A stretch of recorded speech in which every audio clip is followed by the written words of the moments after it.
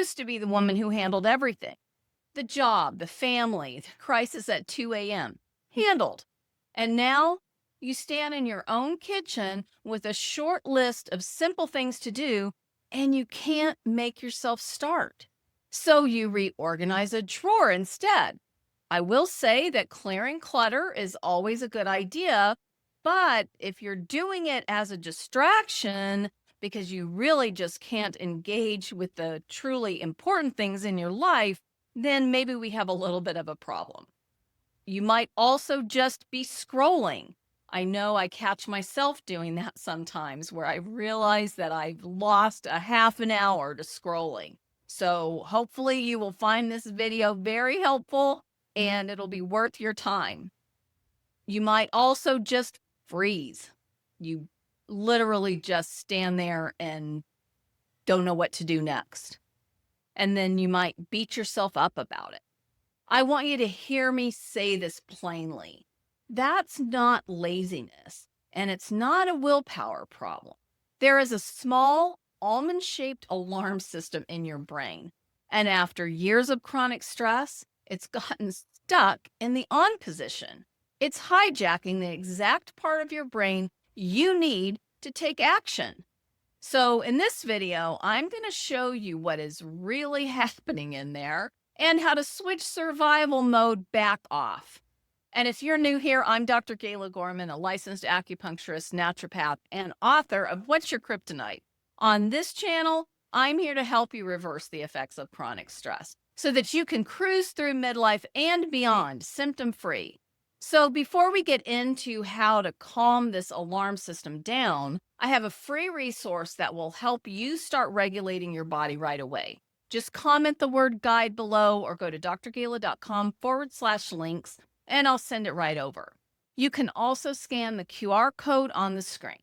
So let's talk about what's actually happening inside your head. That alarm I mentioned is your amygdala. Its whole job is to scan for threat, and when it senses danger, to slam the brakes on your thinking brain and push you into fight, flight, or freeze. That is a beautiful system when a car swerves into your lane. The problem is the amygdala can't tell the difference between a swerving car and 20 years of unrelenting deadlines, caretaking, and pressure. To your brain, chronic stress looks like a threat that never ends. And here's the part almost no one explains to you. When stress becomes chronic, the structure of your brain actually changes.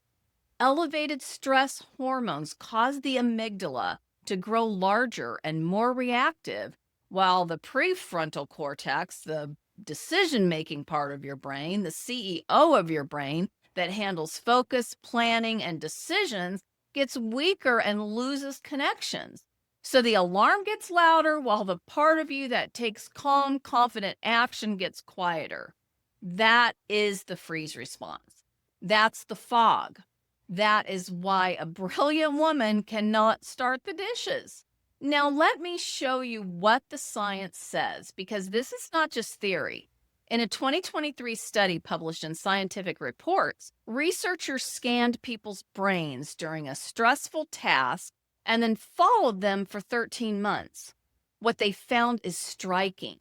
The way a person's brain responded to stress in that single moment actually predicted how stressed they would feel in their real daily life over the following year. In other words, your stress response isn't random. It's a pattern your nervous system learns and repeats. So we'll put that research link on the screen so you can look at it yourself. And the good news hidden in that finding is this. If it is a learned pattern, it can be retrained. It can be unlearned. This is one of the clearest ways an overactive stress response can keep your brain on high alert and make simple decisions feel harder than they should. I also made a video that I titled, Is it Stress or Anxiety? The Category 5 Storm Inside You. So in this video, I explain how stress and anxiety can feel similar in the body and why your nervous system may stay stuck in alarm mode. And honestly what to watch for when midlife symptoms start piling up. So you can click on that video. It should pop up here on your screen. Be sure to subscribe too, because I share practical tools for calming your nervous system and supporting your body naturally. So, how do we switch survival mode off? You do not outthink an amygdala. You cannot logic your way out of a freeze response because the thinking brain is the part that just got benched. Instead, you have to send your body a physical signal that says we're safe now. So, here are 5 ways to do exactly that. First, lengthen your exhale. Breathe in for the count of 4 and out for the count of 8 for 2 minutes. A long exhale is the fastest direct line to calming the alarm. Next, move your body. A 10-minute walk, especially outside, burns off the stress chemistry and tells your nervous system the threat is past.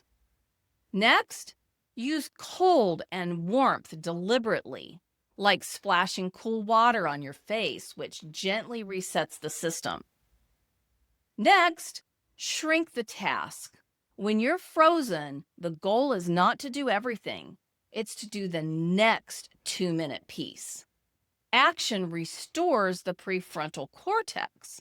So, really, we need that prefrontal cortex to re engage. So, we need to do something that basically forces a reboot and gets the prefrontal cortex to come back online, essentially. And then last, this is the big one, MOLT the stress. I developed a program called the MOLT method. MOLT is an acronym. M is for mindset, O is for order, L is for lifestyle, and T is for toxins. And so I like to say we need to molt stress, shed it like any other creature in nature on purpose and regularly. Creatures in nature molt when they've outgrown their trappings. So instead of carrying the stress, you want to molt it. That means building in real recovery, not just collapsing at the end of the day. When you signal safety again and again, the alarm finally turns down and your thinking brain comes back online. So I have a little caution for you, and it's somewhat serious. When you feel frozen and foggy, the instinct is to reach for stimulation, to force yourself into gear. Another coffee, something sugary, a push through it and power on mindset. But understand what that does. Caffeine and sugar spike the very same stress chemistry that's already keeping your amygdala on high alert. So you are pouring gasoline on the alarm and then wondering why you feel more wired, more scattered, and more exhausted by 3 in the afternoon. So it's a trap. The quick fix that feels like it helps is actually deepening the hijack. And I'm not going to tell you to mask this with a pile of supplements either. The answer is not another bottle. The answer is removing the toxic stress load at the root so your brain can do what it was designed to do.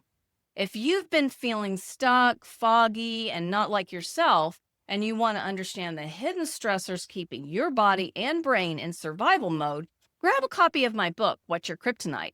It walks you through the toxic triggers that keep your system from responding the way it should. And make sure to subscribe for more practical root cause help. I would love to hear from you in the comments. When did you first notice that you were freezing instead of acting? Was it a specific season of stress you were in? Share it below. I read all those comments to better understand what you need most. And if your best efforts to live a healthy lifestyle and do all the things you've been led to think are supposed to work aren't getting the job done, you may even be feeling like you take 2 steps forward and 3 back. I have more resources to help you navigate midlife. Just go to drgala.com/links and watch my next video where I show you how to manage the toxic stress that's sabotaging your efforts. You can eliminate the symptoms that seem to be piling up in midlife naturally, without medication, crazy diets, intense exercise, or any other unsustainable lifestyle hack.